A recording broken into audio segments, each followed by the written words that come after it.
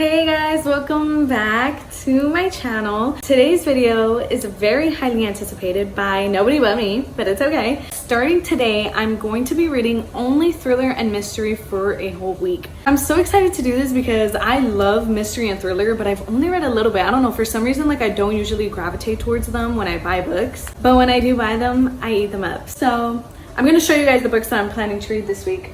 Starting with The Cabin by Natasha Preston. This is actually originally a Wattpad book, but my friend told me that she read it and she enjoyed it, so I decided to pick it up because the synopsis was interesting. And upon looking at it, I can definitely tell that it's like a Wattpad book. The next book I have is The Only Survivors by Megan Miranda. This was my selection for Book of the Month's April selection. I think both of these are murder mysteries if I'm not wrong, so I'm very excited to read that because I love murder mystery. Third book I'm planning to read is the second book in A Good Girl's Guide to Murder series, which I think is also a murder mystery. Wow, now that I'm looking at it, they're all murder mysteries. Anyways, this is the second book in A Good Girl's Guide to Murder series. I read the first one last December, so I'm very excited to read the second book. I don't really know what it's about. Yeah, I'm going to read that. The last book on this list I'm not too excited for, but it is A Flicker in the Dark by Stacey Willingham. I saw the cover randomly when I was shopping at Target and it intrigued me, so I was like, okay, let me buy it, let me go into it blindly. But then I ended up reading the synopsis after I purchased it, and it's not intriguing. It's not doing nothing for me, to be honest. So this is probably going to be the last book that I read this week because I don't want to get to it. I think the first one I'm going to start with is The Cabin by Natasha Preston because this one I definitely can finish in one day. It's a very short book. So with all that being said, let's finally start reading thriller and mystery for only a week.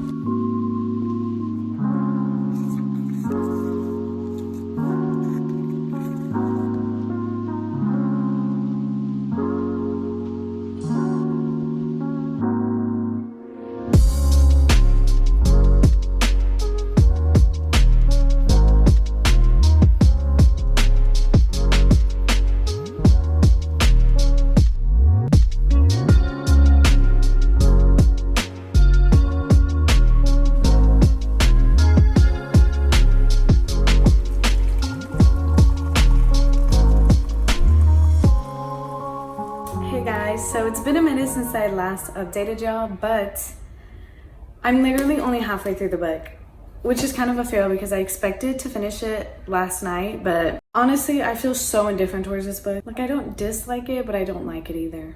Like, to be real with y'all, I'm really just trying to get this over with. I'll keep you guys updated. Hopefully the next time I talk to y'all, I will be finished with the book. I'll keep you guys updated. Hey guys, it's the next day. I finished it early this morning. And let's just talk about it, bro, because I'm honestly so disappointed. This is gonna be spoiler free, by the way, if any of you guys are interested in reading the book and haven't yet. don't read it. Okay, the synopsis was so interesting, right? You have these, I think it's a group of 5, if I'm not wrong. No, it's 7. It's 7, I lied. Is it 7? Yeah, okay, it is 7. 7 high school seniors going to a cabin for the weekend and 2 of them die. And so now the other high schoolers are suspects. Natasha Preston had the vision. She just did not have the execution at all. Bro, nothing about this book was giving thriller. First of all, the main character was kind of annoying. She found out that one of her friends secretly smoked weed and she automatically painted him as the murderer because he smoked weed. I also don't think she wrote the mystery well because the 2 main characters were going on this investigation to find out who murdered their friends. But literally, it was so pointless. Like, we're reading this entire book of them investigating just for them to find absolutely nothing. Nothing. And the one thing they did find that was a bit, strange, had absolutely nothing to do with the murder. And then the reveal of who the murderer was absolutely the wackest thing ever. Like, let me tell you, I was actually planning to give this book 3 stars up until the reveal. I will say though, the 2 things that did stand out to me about this book was the plot twist. I didn't see that coming. I thought it was pretty decent. And then I also loved Blake's character. I think he was the only good thing about this book. I'm gonna give it 2 out of 5 stars. Do not recommend. It had potential, bro. It had potential, but it just didn't live up to the hype. With all that being said, I'm going to start Good Girl, Bad Blood.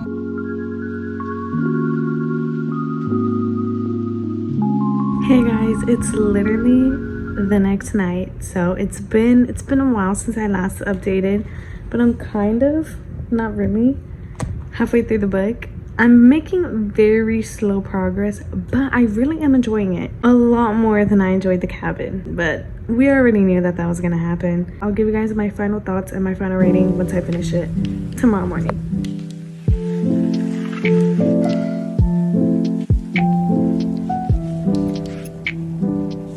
So I finally finished Good Girl, Bad Blood by Holly Jackson, and can I just say I absolutely loved it. 5 out of 5 stars for me. And I don't know if it's because I needed a palate cleanser from the cabin, so I was just eating this up, but I loved this so much. If you've read A Good Girl's Guide to Murder, it's basically a very similar plot. We're following Pip on a new investigation. This time it has to do with her friend's older brother who just went missing, and so she's trying to find out what happened to him, if he's even alive. And yeah, so we're basically just following her along in this investigation. It literally had me on the edge. Like, this is a real thriller mystery, okay? I was on the edge of my seat basically the whole book, and there were some jump scares in here, I'm not even gonna lie. I have to give credit where credit is due. It's all Holly Jackson. She is just a mastermind when it comes to writing mystery. I'm definitely gonna pick up some of her other books because she just did it. The thing that I love most is the fact that her plots are so unpredictable. Like, I had like 3 different theories throughout this book of what could have happened.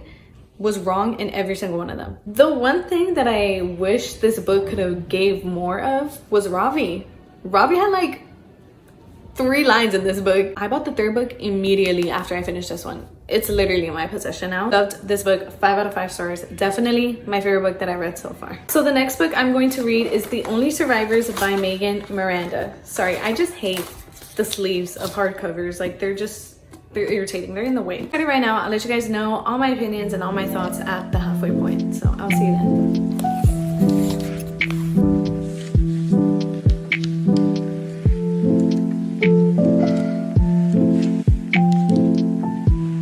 Hey guys, so I'm a little over the halfway point and I'm really enjoying it actually. It was getting a little bit slow, but then once I started to piece together the clues and hints, I'm finally, now enjoying it. Just want to solve what's going on right now.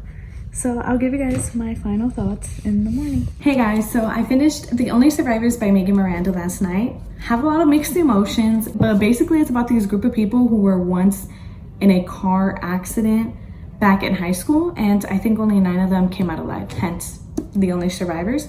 And since then, they made a pact to meet up on the anniversary of this car crash every single year. That's really all I can say without like spoiling anything or without making it too confusing. So the reason why I have mixed emotions about it is because my reading experience was really enjoyable. Like, I enjoyed reading this book. I enjoyed piecing together and like picking up the clues of what happened. It's really interesting because we get dual timelines, so you get to piece together what happened in the car accident, and you also get multiple POVs as well. So really enjoy the writing in that aspect. But when I look at the contents of the book as a whole, it's really subpar. I'm not gonna lie, one of the plot points was very predictable.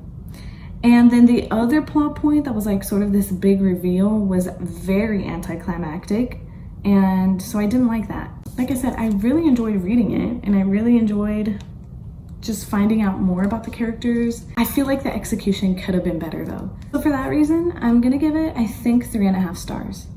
It was a good book. I do recommend it. The next and final book I'm going to read for this week is A Flicker in the Dark by Stacey Willingham. Now, y'all already know that I'm not too excited about this book. I'm not really interested in it. My hopes are pretty low for how much I'm going to enjoy it, but I'm going to try my best to give it a fair shot. I'm gonna go into it with an open mind. It'll be really cool if I end up loving it. To finally start A Flicker in the Dark.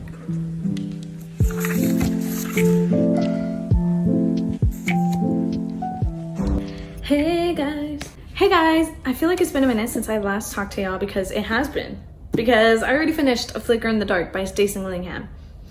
No midway update, I'm sorry, but let's talk about it. This book is actually a psychological thriller about Chloe Davis. His father confessed to murdering these, I think it's like 6 girls way back in the day. It's like 20 years ago. So he's locked up, he's gone.